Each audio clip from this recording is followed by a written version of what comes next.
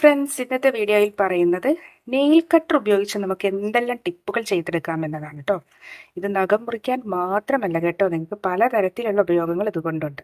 അപ്പോൾ സാധാരണഗതിയിൽ നമ്മൾ നഖം മുറിക്കുമ്പോൾ പുറത്ത് പോകാതിരിക്കുക, അതിന് ചുറ്റും സെല്ലാട്ടേപ്പ് ഒട്ടിക്കാറുണ്ട്. അതായത് ഈ ഹോൾസ് ഒഴികെ ബാക്കി എല്ലാ സ്ഥലങ്ങളിലും ഇതുപോലെ കവർ ചെയ്തിട്ടുണ്ടെങ്കിൽ പുറത്തേക്ക് നഖം വീയില്ല, നഖം ഉള്ളിലേക്ക് തന്നെ അഥവാ ഇതിൻ്റെ ഉള്ളിൽ തന്നെ നിൽക്കുകയുള്ളൂ. അതിനുശേഷം സെല്ലോടേപ്പ് ഊരിയാൽ മതി. അത് പല വീഡിയോകളിലും പറഞ്ഞിട്ടുണ്ട്.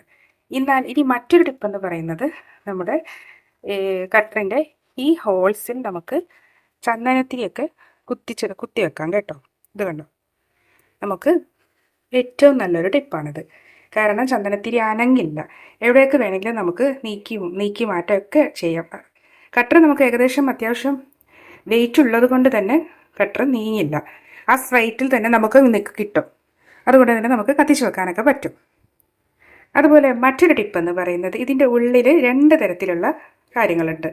ഒന്ന് കത്തിയും ഒന്ന് ഇതുപോലെ ഒരു നൈഫുണ്ട് അല്ലേ. ഈ നൈഫ് കൊണ്ടുള്ള ഉപയോഗം എന്ന് പറയുന്നത് നമുക്ക് പ്രത്യേകിച്ച് കൊറിയർ പാർസലൊക്കെ വന്നിട്ടുണ്ടെങ്കിൽ പ്രത്യേകിച്ച് ഒന്നാകെ മൂടിയിട്ടാവും വരുന്നത്. അപ്പോൾ അതൊക്കെ നമുക്ക് ജസ്റ്റ് ഇതുപോലെ ഇങ്ങനെ കീറിയെടുക്കാൻ എളുപ്പമാക്കും.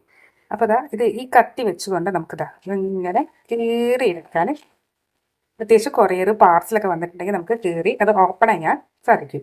അപ്പോൾ ഏത് മൂർച്ചയുള്ള നല്ല സെല്ലോ ടാപ്പ് ആയാലും നമുക്ക് നല്ലോണം ഇത് വെച്ച് ശരിക്കും ഒന്ന് കീറിയെടുക്കാൻ സാധിക്കും. അപ്പോൾ ഇത് അതിനുള്ള സഹായകരമാണ്. അതുപോലെ തന്നെ മറ്റൊരു കാര്യം കൂടിയുണ്ട്. ഇതുപോലൊരു സംഗതി കൂടിയുണ്ട് നമ്മുടെ നെയിൽ കട്ടറിൻ്റെ ഉള്ളിലുണ്ട്. ഇത് രണ്ടുമാണ് നെയിൽ കട്ടറിൻ്റെ ഉള്ളിൽ ഉണ്ടാകുന്നത്.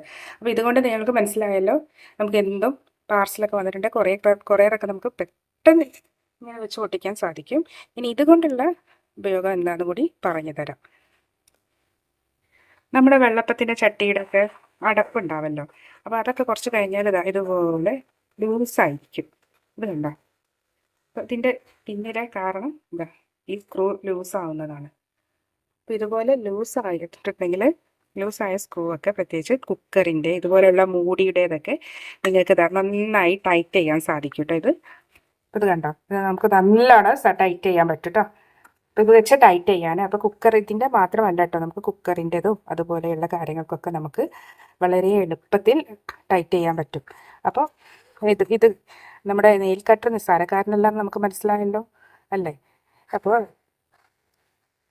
ഇതുപോലെ നെയിൽ കട്ടർ വീട്ടിലുണ്ടെങ്കിൽ നിങ്ങൾക്ക് ഇത്തരം കാര്യങ്ങളൊക്കെ ഉപകാരത്തിൽപ്പെടും കേട്ടോ. ചന്ദനത്തിരി കുത്തുവാനും അതുപോലെ തന്നെ കൊറിയറും പ്ലാസ്റ്റിക് പ്രത്യേകിച്ച് നമുക്ക് പാർസലൊക്കെ വന്നിട്ടുണ്ടെങ്കിലൊക്കെ പൊട്ടിക്കാനും അതുപോലെ സ്ക്രൂ ലൂസായതൊക്കെ ടൈറ്റ് ആക്കാനൊക്കെ നിങ്ങൾക്ക് സാധിക്കും. അപ്പോൾ ഇനി പഴയ കട്ടർ ഉണ്ടെങ്കിലും കളയേണ്ട കാര്യമില്ല, ഇതിനു വേണ്ടി നിങ്ങൾക്ക് ഉപയോഗപ്പെടുത്താം.